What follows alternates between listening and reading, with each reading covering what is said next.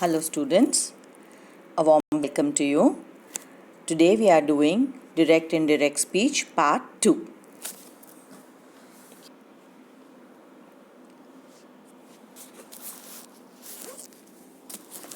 Now as you know, this is a very important topic and you are supposed to be ready with your textbook in hand, open to page number 91 and a pencil. Please be ready with a pencil and your textbook open to page number 91.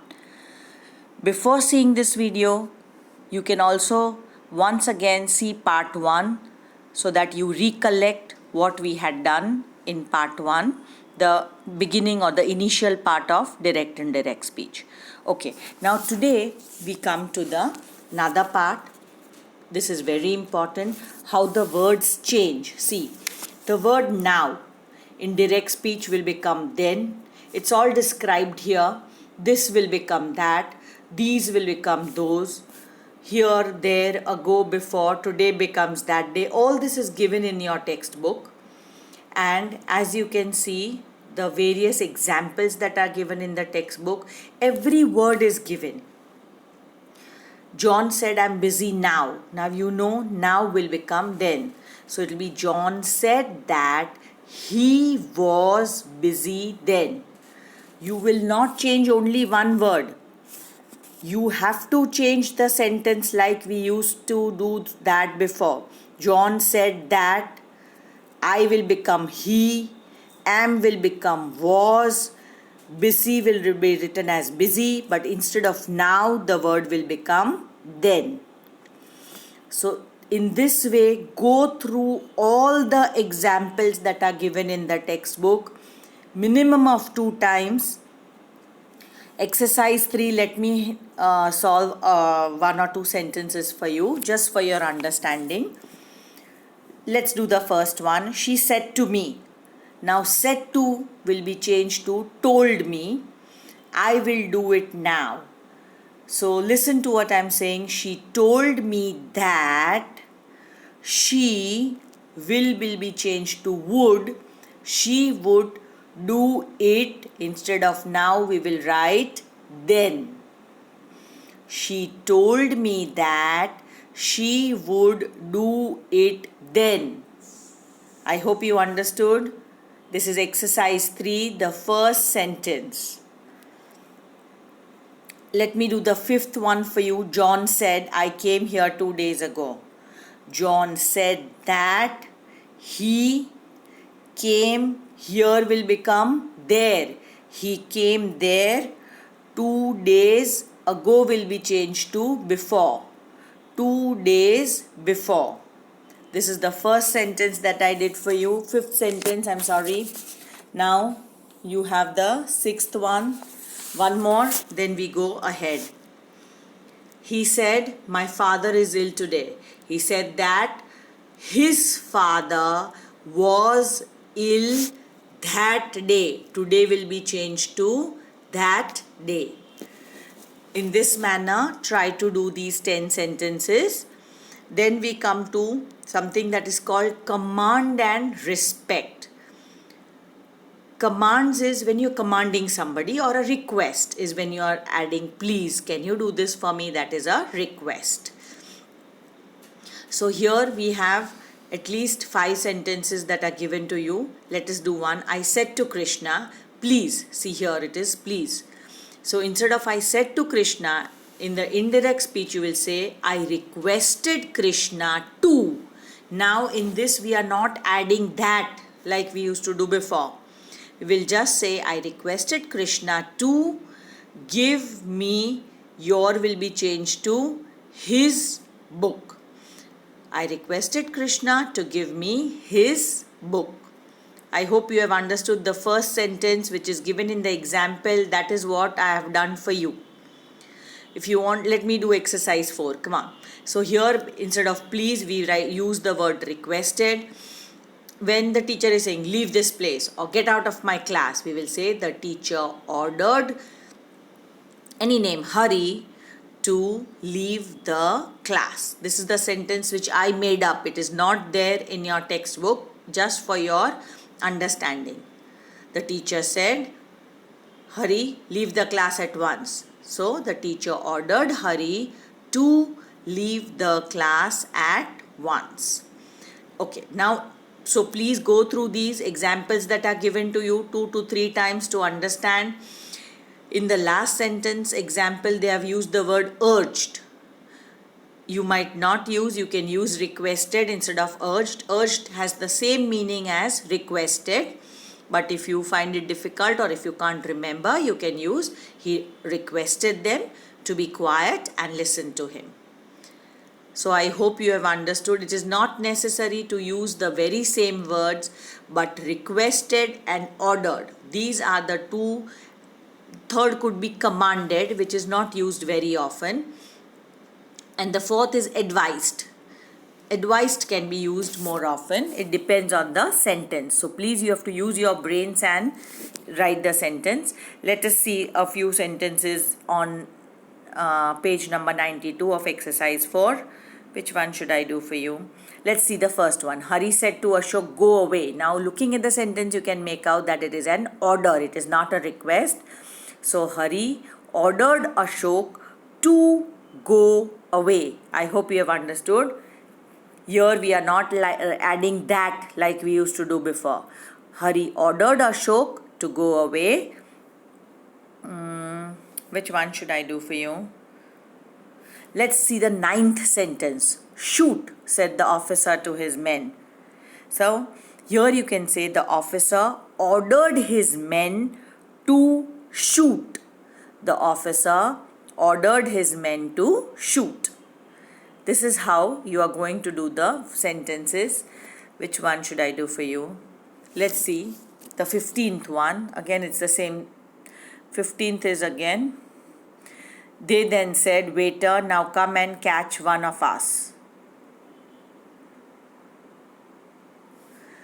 They then ordered the waiter to come and catch one of them. Instead of us, you write them. So I hope you have understood about the orders and request. Now we come to another part of direct and indirect speech, which is the questions where you are asking. So here also, instead of writing that, we say asked. And instead of asked, if or whether. These are the words. The spelling of whether is very important. It is WHETHER, not WHEA.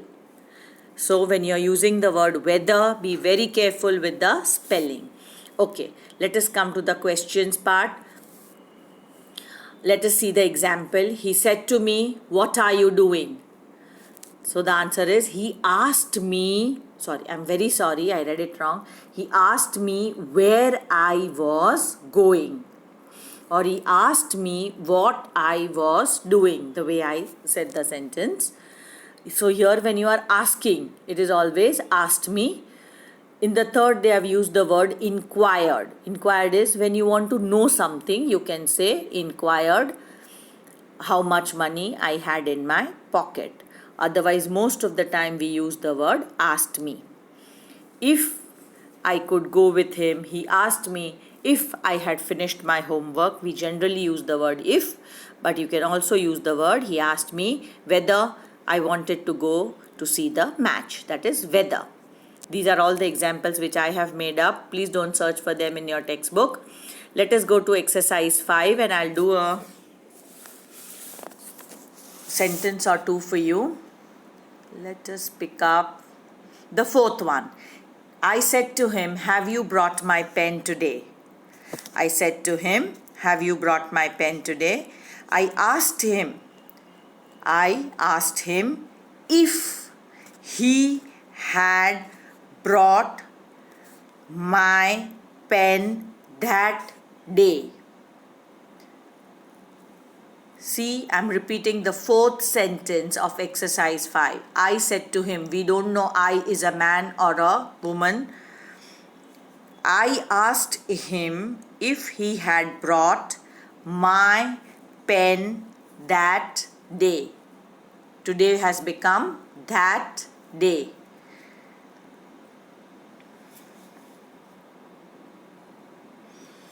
Let us see the third one. He said to her, "Why were you crying last night?" So, see, the best way to not make a mistake is to underline the things that you're supposed to change. So, I usually tell the students to write or copy the question. Question means this sentence.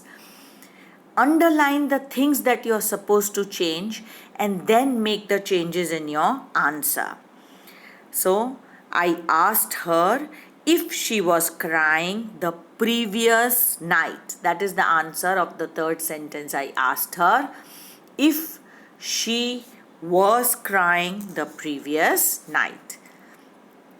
So, these are the various sentences that you will do of questions. You want me to do one more for you?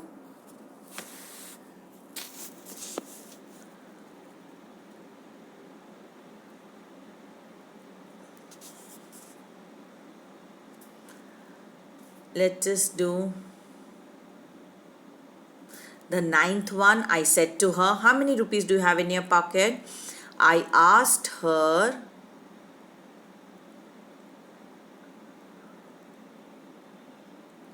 if she had many rupees in her pocket. Please listen to this.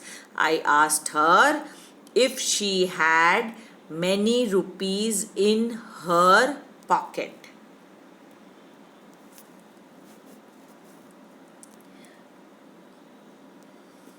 Now we have exclamations and wishes also. Exclamations and wishes are when you have exclamatory mark given. When you write an indirect speech, you omit the exclamatory mark and you just write he exclaimed. If it is with happiness, you can sometimes add the word with happiness, with regret, or you can just write he exclaimed that he was sad. He exclaimed that. If it's a wish, you can say she wished that he might live long. So please go through the examples that are given. The teacher, I'm doing the first one of exercise 6. The teacher said, "What a foolish boy you are." The teacher exclaimed that he was a foolish boy. That is how you will change the sentence. And when you write indirect speech, no more exclamatory mark, no more inverted commas in between or anything. The teacher exclaimed that he was a foolish boy.